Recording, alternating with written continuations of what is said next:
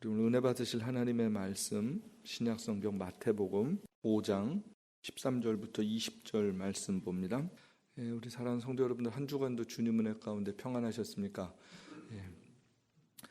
계속해서 그리스도인이라는 주제로 말씀을 드리겠습니다. 한번 계속 여러분 생각을 해보세요.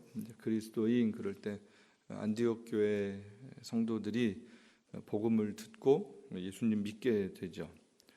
또 바나바 바울을 통하여서 하나님의 말씀을 잘 배우게 되고, 그래서 성경에 대한 이해, 구약 성경에 대한 이해, 그 구약에서 약속된 메시아가 예수님이구나라는 것들을 알게 됐을 것입니다.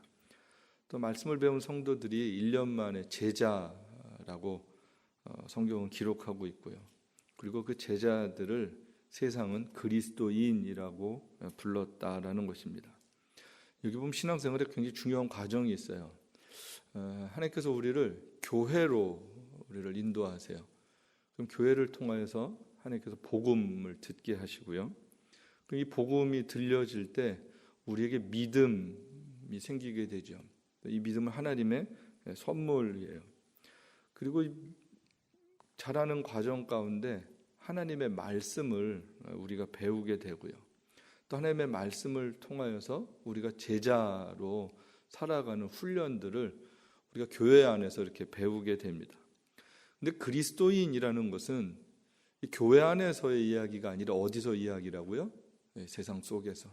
세상 속에서 세상 사람들이 복음을 우리가 듣고 믿음이 갖게 되고 하나님의 말씀으로 하루하루 살아가면서 제자가 됐을 때 세상이 우리를 향하여서 붙여줬던 이름이 세상 속의 그리스도인이라는 거예요. 그래서 여러분, 그리스도인 됐다라는 얘기는 사실 굉장한 복이고 축복이고, 또 우리가 늘 끊임없이 세상 속에서 그리스도인이라고 우리가 불림을 받아야 된다라는 거죠. 결국은요, 이 그리스도인들이 세상을 정말 다 바꿔놨다고 해도 과언이 아니죠. 이들이 어떻게 세상 속에서 칭찬을 받을 수 있었을까? 그 당시 로마 시대를 이렇게 생각을 해보면 1세기 그리스도인들의 삶이 어떻게 세상 속의 그리스도인으로 승리할 수 있었을까가 그게 참 신비하기도 하고 하나님의 참 놀라운 은혜이기도 하고, 결국은 소수의 그리스도인들이 로마라는 거대한 제국을 무너뜨리는 거거든요. 소수의 얼마 안 됐던 그리스도인들이 그 로마라는 거대한 제국과 맞서서 싸우는 거예요. 세상의 성공이라는 거대한 힘을 복음의 삶으로 이겨낸 거고요. 보이는 땅의 나라에 살면서 보이지 않는 하나님의 나라로, 보이는 나라로 우습게 만들어버린 거예요. 그 그리스도인이었습니다. 물론 과정은 고난이었죠. 쉽지 않았죠. 핍박이 있었습니다. 힘들었습니다. 어떻게 보면 손해보고 억울하기도 하고요. 그런데 인내하면서 살았고요. 하나님의 영광의 나라를 바라보면서 그 하나님의 구원을 매일매일 기다리고 또 그 구원의 기쁨으로 살았다라는 거예요. 여러분, 스데반 집사님의 돌에 맞아 순교하실 때를 한번 가만히 생각을 해보세요. 돌에 맞는 아픔과 고통이 얼마나 컸겠어요. 그런데 스데반 집사님이 누굴 본 거예요? 순교하실 때 하나님 우편에 서신 예수님을 본단 말이에요. 하늘의 영광을 보는 거예요. 그 하나님의 영광을 보니까, 그리스도를 보니까 이 땅에 있는 고난을 이길 수 있는, 그 영광이 커서, 그 나라가 커서 땅에 있는 것들을 이겨낼 수 있는 힘을 얻게 됐다라는 것이죠. 결국 폭력을 이길 수 있는 힘, 영광스러운 나라를 믿음의 눈으로 바라볼 때만 가능합니다. 최근에 서구 교회 또 한국 교회, 이민교회 약화 이야기가 계속되죠. 왜 우리가 약해진 것일까? 교회 안에서는 좋은 그리스도인으로 살았는데 세상 속에서 좋은 그리스도인으로 살지 못한 것이 원인이 아닐까라는 생각을 해보게 됩니다. 오늘 본문은 유명한 예수님의 산에서 가르치신 말씀이에요. 그래서 산상수훈, 이게 한자죠. 산에서 가르치셨다. 그래서 산상수훈. 예수님께서 가르쳐 주신 예수님의 백성들, 예수님의 제자들의 새로운 가치관, 또 삶의 방식들입니다. 마태복음 5장 1절 말씀을 이렇게 보면 이렇게 돼 있어요. 예수께서 무리를 보시고 산에 올라가 앉으시니 제자들이 나온지라, 이렇게 돼 있어요. 많은 무리를 보셨어요. 그런데 무리 속에 계시지 않고 예수님이 산으로 올라가셔서 앉으셨어요. 앉으셨다는 얘기 이제 잘 가르치시겠다라는 거예요. 근데 그럴 때 제자들이 나왔다라는 거예요. 즉 예수님은 많은 사람들에게 주신 말씀이 아니라 이 산상수훈은 누구에게 주신 말씀이에요? 제자들에게 주신 말씀이에요. 그럼 한번 생각해 보세요. 제자? 그럼 우리 제일 먼저 몇 명 떠올라요? 12명이에요. 저 당시엔 12명 들었을 것 같아요. 예수님께서 직접 부르신 제자들. 그런데 누가복음 10장에 보면 당시에 12명 말고도 또 70명의 제자들이 있어요. 둘씩 짝지어 보내고 그럴 때. 더 많은 제자들을 소개를 해주고 있고 성경이 기록하고 있어요. 근데 이들은 어떻게 불렀는지 누군지 우리가 다 알지 못해요. 그런데 제자들이라고 불러요. 근데 우리가 또 아는 것처럼 사도행전 18장이라든지 19장에 보면 예수 그리스도를 구주로 고백했던 사람들, 이방 지역의 그리스도인들을 제자들이라고 불렀단 말이에요. 그럼 이 제자의 기준이 어떤 것인지 우리는 다 잘 알지 못해요. 12명은 부르신 게 확실한데 다른 제자들에 대해서는 어떤 훈련 과정을 거쳤는지 어떤 신앙 고백을 했는지 이렇게 구체적이지 않습니다. 하지만 분명한 것은 그 제자들이 분명하게 믿는 게 있었어요. 그리스도의 십자가와 부활을 분명하게 믿었다라는 거죠. 그리고 그 부활 신앙으로 그들의 나그네 삶을 이기면서 살고자 했던 사람들, 그리스도의 남은 고난을 내 몸에 채우고자 했던 사람들, 결국은 이들을 성경은 제자다라고 부르는 거죠. 오늘 우리가 누구인가? 오늘날 제자는 참 누가 제자라고 부를 수 있는가? 저는 이렇게 봅니다. 그리스도가 나의 구세주이시고 나의 주인이시다라고 고백을 하는 사람들이 제자다라는 것이죠. 어떤 교회 훈련을 받아요. 성경 공부를 해요. 뭐 몇 단계, 1단계, 2단계, 3단계 제자 훈련을 다 마치면 제자가 되는 것이 아니라 정말 예수님을 구주로 고백하는, 정말 예수님을 그리스도로 고백하는, 그리고 그분이 나를 위해서 십자가를 지시고 또 부활하셔서 하나님의 성령으로 오늘도 좋은 그리스도인을 살 수 있도록 힘주시는 것을 믿고 그 나라의 영광을 바라보면서 살아가는 모든 하나님의 백성들은 하나님께서 우리 제자다라고 부르셨다라는 거죠. 그럼 우리 에덴교회 성도들, 그 그리스도를 믿는 사람들, 정말 예수님 믿고 천국과 지옥을 믿고 그 영원한 나라에 가는 것을 확신하는 사람들은 다 누가 되는 거예요? 제자예요. 여러분 제자이세요? 자신 있게 얘기해 보세요. 제자세요? 이 제자가 된 거와 좋은 제자가 되는 거에 좀 차이가 있지만 우리 제자란 말이에요. 제자. 다른 사람이 제자가 아니라 저와 여러분이 제자다라는 생각을 해요. 그리스도의 제자다. 구원받은 하나님의 백성으로. 그리고요, 이 제자로 산다라는 것은 굉장한 축복이잖아요. 그런데 어떤 분들도 이렇게 생각했어요. 또 갑자기 제자래. 또 망했다. 그냥 조용히 교회 다니고 싶은데 나중에 천국 가면 되는데. 그런데 진짜 예수 믿으면 조용히가 안 된다는 거예요. 진짜 예수님의 은혜를 알면 숨어있는 그리스도인으로 살 수 없어요. 정말 그렇게 살 수 없어요. 진짜 그리스도인들은 숨어 있을 수가 없단 말이에요. 제자로 산다라는 얘기는 그렇지 않았어요. 제자였어요. 제자. 어디서 봐도 제자로 살아가는 거였어요. 여러분, 제자로 부름받은 것도 너무 무거워하지 마세요. 너무 걱정하지 마세요. 처음부터 좋은 제자가 되지 못했어요. 성경에 그래서 참 위로가 되는 것 중에 하나는 예수님의 12제자들의 삶이 복음서와 사도행전과 다르잖아요.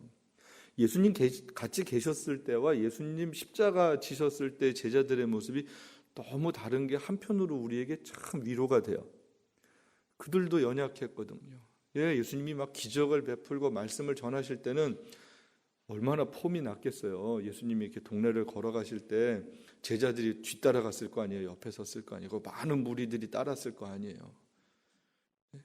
떡 나눠줄 때 얼마나 신났겠어요.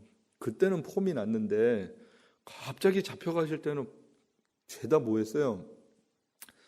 주님 따라갔어요? 못 따라갔어요? 도망갔단 말이에요. 도망가는 정도가 아니라 너도 제자지, 너도 한패지. 그랬더니 뭐라 그래요? 나 아니야. 욕도 하고 저주도 하고. 그런 모습을 성경이 아주 섬세하게 기록을 해주고 있어요. 그 연약함을 기록을 해주고 있어요. 그럼에도 불구하고 그럼 성경에 이어서 이 이후로 12명은 제자가 아니다, 이렇게 기록해요? 안 그랬어요. 안 그랬어요. 저와 여러분이 믿음의 삶을 잘 살지만 잘 살지 못한다고 지금부터는 그리스도인의 자격이 없다, 주님이 그러시지 않는다라는 거예요. 기다리시는 거예요. 힘 주시는 거예요. 진짜 좋은 제자가 될 수 있도록 주님이 도우신다라는 거예요. 그래서 다시 시작하면 돼요. 저 여러분 다시 시작하면 돼요. 다시 좋은 제자가 되면 돼요. 성령님께서 도와주실 것입니다. 우리가 의지하면, 우리가 도움을 청하면 다시 도와주실 거예요. 오늘 본문 말씀도 보면 그 제자들에게만 주신 것이 아니라 오늘 그리스도를 믿고 그런 제자의 마음으로 하루하루를 살기는 소망하는 모든 그리스도인들에게 주셨던 말씀이에요. 그리고 이렇게 살아가는 것이 그리스도의 제자로 살아가는 거야 라고 가르쳐주고 계시죠. 어떻게 살아야 되는지, 어떻게 보면요, 마태복음 5장, 6장, 7장에 있는 말씀은 제자도에 대한 예수님의 특별 가회 같은 거예요. 아주 중요한 가회예요. 가회. 특별히 가르쳐 주시는 말씀. 그 내용의 본질은 하나님 나라는 어떤 것인가라는 거예요. 하나님 나라는 어떤 것인가? 하나님의 백성들은 어떤 가치를 가지고 살아가는가? 어떤 세계관을 가지고 살아가는가? 예수 믿으면 복 받을 거야. 나의 제자가 되면 너희들 수지 맞았어. 이런 수준의 이야기가 아니라 전혀 다른 세계관. 어떻게 보면 이상한 나라의 사람들처럼 살라고 말씀하시는 것 같은 거예요. 여러분 5장 그 시작부터 보면 우리가 잘 아는 팔복이 나오잖아요. 8가지 복에 대한 내용이 나오잖아요. 근데 보면 뭐가 진짜 복이냐라는 거예요. 뭐가 진짜 복이냐. 한번 같이 보시면 같이 한번 읽어보실까요? 심령이 가난한 자는 복이 있나니 천국이 그들의 것이며 애통하는 자는 복이 있나니 그들이 위로를 받을 것이며 온유한 자는 복이 있나니 그들이 땅을 기업으로 받을 것이며 의에 줄이고 목마른 자는 복이 있나니 그들이 배부를 것이며 긍휼히 여기는 자는 복이 있나니 그들이 긍휼히 여김을 받을 것이며 마음이 청결한 자는 복이 있나니 그들이 하나님을 볼 것이며 화평케 하는 자는 복이 있나니 그들이 하나님의 아들이라 일컬음을 받을 것이며 의를 위하여 박해를 받는 자는 복이 있나니 천국에 그들의 것입니다. 여러분 이 말씀을 한번 가만히 보세요. 이게 복이래요. 그런데 제가 오늘은 팔복 하나하나를 제가 말씀을 드리지는 않지만 이 단어들을 한 번씩 보세요. 가난, 애통, 온유. 온유는 잘 길들여진 거거든요. 의에 줄이고 목말라 해요. 긍휼히 여기래요. 마음이 청결해야 되고요. 어디서든지 화평케 하는 사람이 되는 거고요. 또 의를 위해서 박해를 받아야 돼요. 여기 우리가 좋아하는 단어 별로 없어요. 가난, 애통, 온유, 의의 굶주림, 긍휼, 청결, 화평, 박해. 좋은 단어지만 나랑 해당되고 싶은 단어는 그렇게 많지 않아요. 그리고 이렇게 사는 게 복이다라고 그러면 예수 믿는 게 조금 생각해 볼 만한 일이에요. 그런데 지금 성경은 이게 복이야 라고 가르쳐주고 있다라는 것이죠. 제자들이 누려야 되는 복이 세상 사람들이 누리는 거는 전혀 다른 복이었습니다. 물리적이고 가시적인 복의 이야기가 아니었어요. 어떻게 보면 이 복은요, 하나님의 성품과 관련이 되어 있습니다. 하나님의 성품이 어떤지를 보여주고 있고요. 하나님의 마음으로 세상을 살아가는 게 어떤 것인지를 가르쳐주는 그런 말씀이에요. 그래서 어떻게 보면 여기에 있는 말씀들은 하나님 앞에 복 있는 마음가짐이 어떤 것인가, 믿음의 태도는 어때야 되는가, 하나님을 향하여서 어때야 되는가, 하나님을 향해서 우리의 마음이 가난해야 되죠. 하나님으로 채워지길 소망해야 되고요. 하나님의 마음을 가지고 세상을 보니까 애통해야 되고요. 언제든지 하나님이 부르시면 부르심에 반응하는 겸손하고 순종적인 온유한 태도가 있어야 되는 거고요. 세상을 향하여서 이 의로움을 가지고 의롭지 않은 세상 가운데 안타까운 마음을 가지고 살아가는 삶의 모습이고요. 연약한 사람들을 향한 긍휼히 여김, 또 마음이 청결해서 깨끗한 마음으로 불의한 세상 가운데 살아가는, 어디서든 누구에게든지 화평케 하는, 그리고 예수님 때문에 그 복음을 위해서 살아가는데 세상에서 손가락질 당하고 박해를 받아도 그게 복이다라고 생각을 하고 살아간다라는 거예요. 크게 세 가지예요. 하나님을 대하여 살아가는 것, 그리고 세상 속에서 어떻게 살아가야 되는가, 사람들과는 어떻게 살아가야 되는가, 이것을 가르쳐주고 있어요. 받고 누리는 복이 아니라 태도입니다. 나의 삶의 태도예요. 내가 어떠한 태도를 가지고 살아가는가, 하나님 앞에, 사람들 가운데, 세상 속에서 이 태도가 하나님 보시기에 복 있는 삶의 모습이다라는 것을 성경이 지금 가르쳐주고 있습니다. 여러분, 그래서 우리가 진짜 복 있는 사람인가, 내가 정말 복을 받고 있나는 우리의 태도를 보면 알고 있습니다. 내가 얼마나 자산이 많고 직장을 다니고 이런 것이 복이 아니라 내 마음에 저런 태도가 있는가, 저런 자세가 있는가, 하나님을 향한 저런 아름다운 모습들이 있는가, 그게 복이다라는 거죠. 그러면서 조금 더 나가서 이게 복이다라고 선언을 한 다음에 우리의 정체성, 세상에서의 정체성에 대해서 가르쳐주는 말씀이 오늘 13절에서 16절 말씀이에요. 다시 한번 같이 보시는데 그냥 읽지 마시고 단어들을 하나하나 이렇게 잘 곱씹으면서 한번 같이 읽어보세요. 너희는 세상의 소금이니 소금이 만일 그 맛을 잃으면 무엇으로 짜게 하리요? 후에는 아무 쓸데없어 다만 밖에 버려져 사람에게 밟힐 뿐이니라.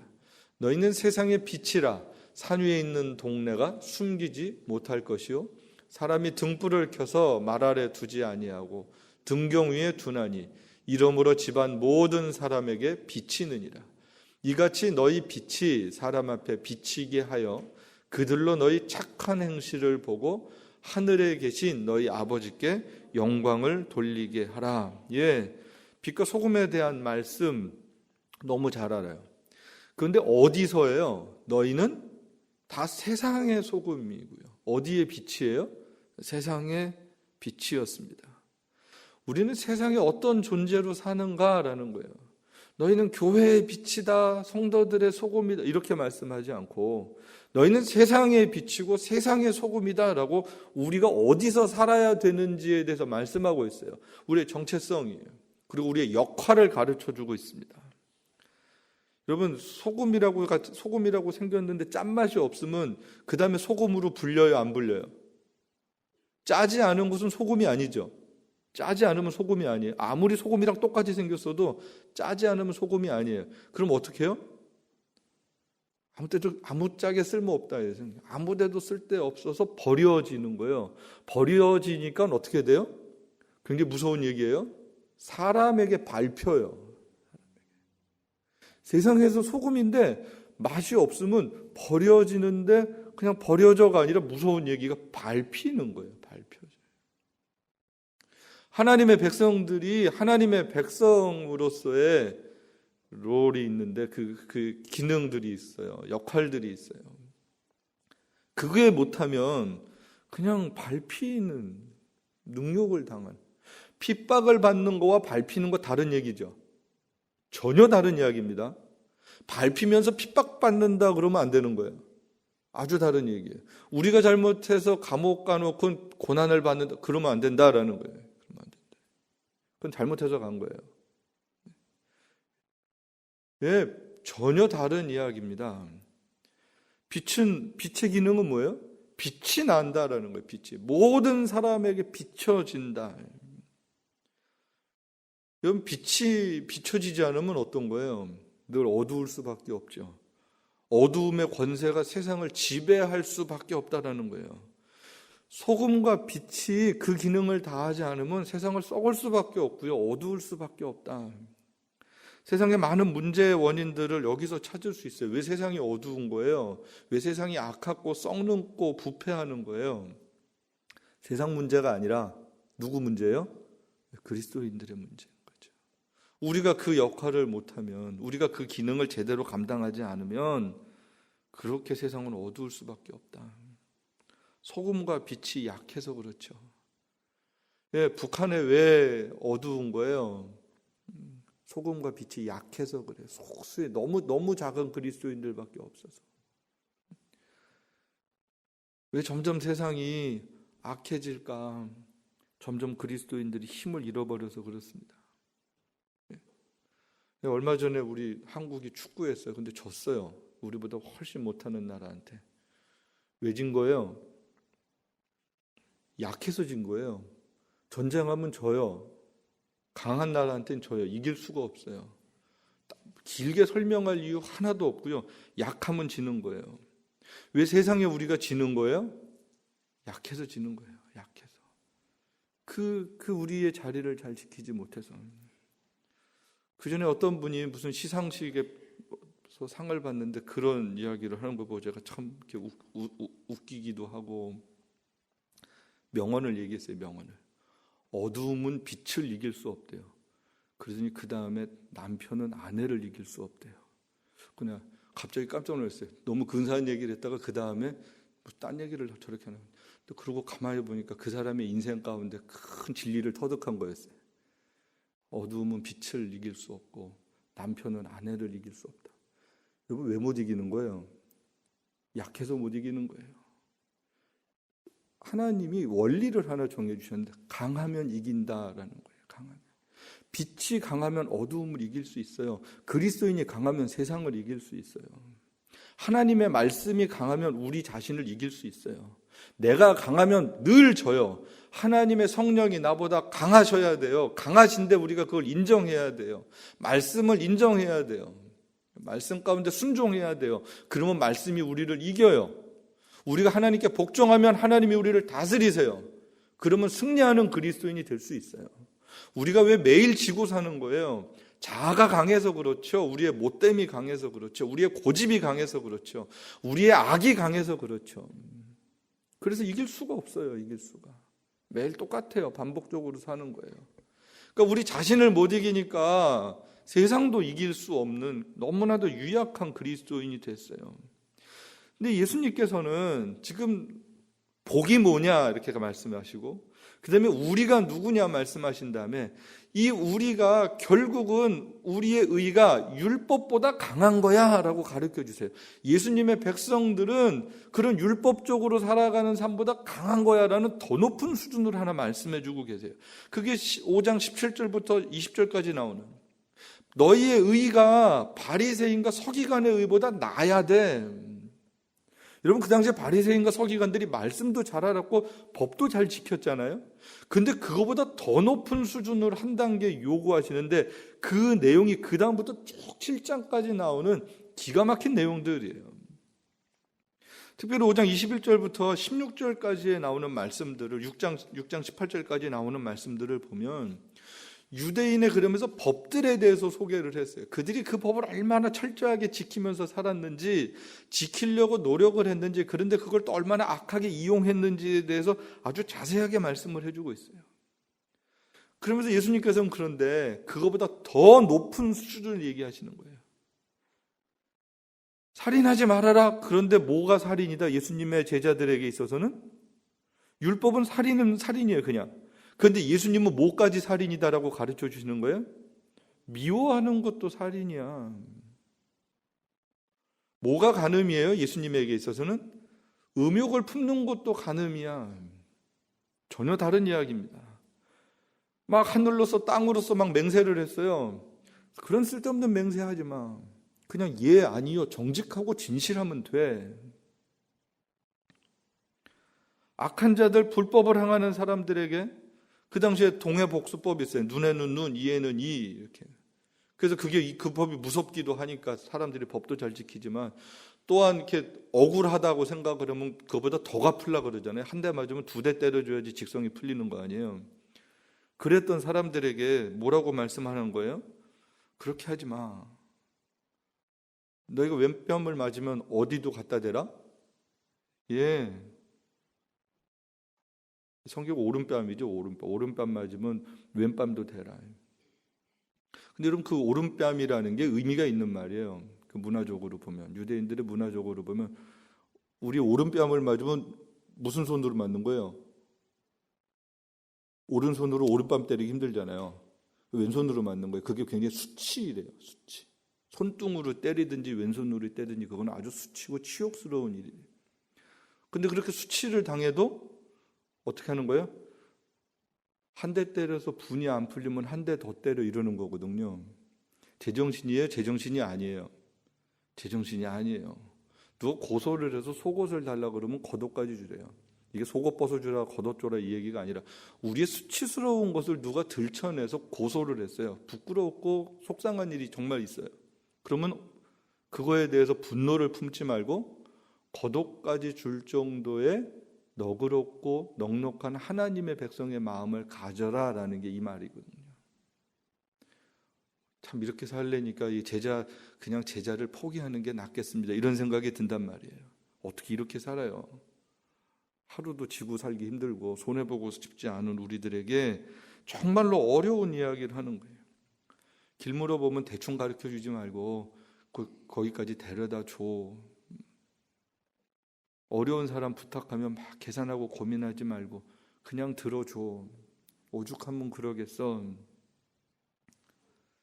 예, 못 참고 사는 우리에게 성경은 말씀해요. 원수를 뭐 해라? 오늘 본문에 보니까 43절 44절 말씀을 보면 원수를 사랑해라.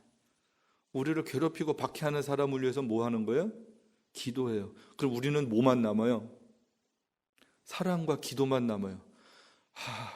참 답답하죠. 사랑과 기도만 하고 살려니까 가끔 욕도 하고 미워도 하고 화도 내고 그래야 되는데 그런 거 다 안 되는 거예요. 그런 거 안 돼요. 그리스도인으로 산다는 것은, 제자로 산다는 것은 막 분을 품고 막 어쩔 줄 몰라 하고 사는 게 아니라 원수도 사랑하고 힘들게 하는 사람을 위해서 기도하고 그렇게 사는 게 제자의 삶이고 하나님의 백성의 삶이었어요. 그러면서 하나님 앞에도 어떻게 살아야 되는지 6장으로 넘어가면서 우리들에게 말씀하고 있는데요. 그 6장의 내용은 구제할 때, 기도할 때, 금식할 때, 이거 어떻게 보면 하나님 앞에서 하는 거잖아요. 그런데 이것도 다 쇼할 수 있다는 거예요. 거짓으로 할 수 있다는 거예요. 너무 좋은 단어인데 거기에 보면 두 가지를 비교를 해요. 사람에게 보이려고 이렇게 얘기를 해요. 사람에게 보이려고. 예배도 사람에게 보이려고 할 수 있는 거예요. 체면 때문에 할 수 있는 거예요. 뭐를 해도 사람 앞에서 좀 자랑하고 싶고 드러나고 싶어서 할 수 있는 거예요. 그렇게 하는 순간 그게 제자가 아니야. 그리스도인이 아니야. 오히려 어떻게 하는 거예요? 은밀한 중에 보시는 하나님 앞에서 하는 거예요. 그 하나님 앞에서 하나님께 하는 거예요. 하나님께. 이 마음가짐이죠. 우리의 태도죠. 우리 속사람에 대한 이야기였어요. 자기 자랑하면서 살고 싶어하는 우리의 본성들이 있는데 그렇게 살면 제자가 될 수가 없고 세상 속의 그리스도인으로 하나님의 거룩한 빛과 소금의 역할을 감당할 수 없다라고 말씀하면서 은밀하게 모르게 도와주고 하나님 앞에서 기도하고 또 금식을 해도 티내지 말고 그렇게 하라고 말씀하고 있어요. 저와 여러분은 이미 구원받았고요. 구원받는 순간 제자로 부름을 받았고요. 제자로 하나님이 부르신 다음에 이제 세상 속의 그리스도인으로 주님이 보내고 계세요. 보내고. 저와 여러분이 이렇게 주일날 같이 예배를 드리지만 결국은 내일부터 세상에 나가서 살아야 되는 그리스도인입니다. 여러분, 내 복이 뭔가 기준을 한번 바꾸시지 않겠어요? 이 팔복이 나의 복입니다. 내가 누군가, 그렇습니다. 주님, 내가 소금이고 빛입니다. 하나님, 내 세상 속에 그렇게 살길 간절히 소망합니다. 소금과 빛은 요란하지 않아요. 조용히 맛을 내고요. 조용히 빛을 비추는 거예요. 그게 그리스도인들입니다. 그리스도인들은 나가서 막 깃발 들고 소리치고 이러는 삶이 아니었어요. 투쟁적인 삶이 아니었어요. 그리스도인들은 조용히 내 삶의 자리에서 맛을 내고 빛을 발하는 삶입니다. 여러분의 삶의 자리가 맛과 빛이 날 수 있게 되길 축복합니다. 좋은 그리스도인으로 한 주간도 승리하는 저와 여러분 될 수 있게 되기를 주님의 이름으로 축복합니다.